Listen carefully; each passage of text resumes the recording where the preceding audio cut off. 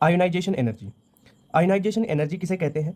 Minimum required energy to remove most loosely bounded electron from gaseous isolated atom. इसमें ध्यान क्या रखना है, जो आपने एटम लिया है वो गैसियस फेज में होना चाहिए, आइसोलेटेड एटम होना चाहिए, ठीक है।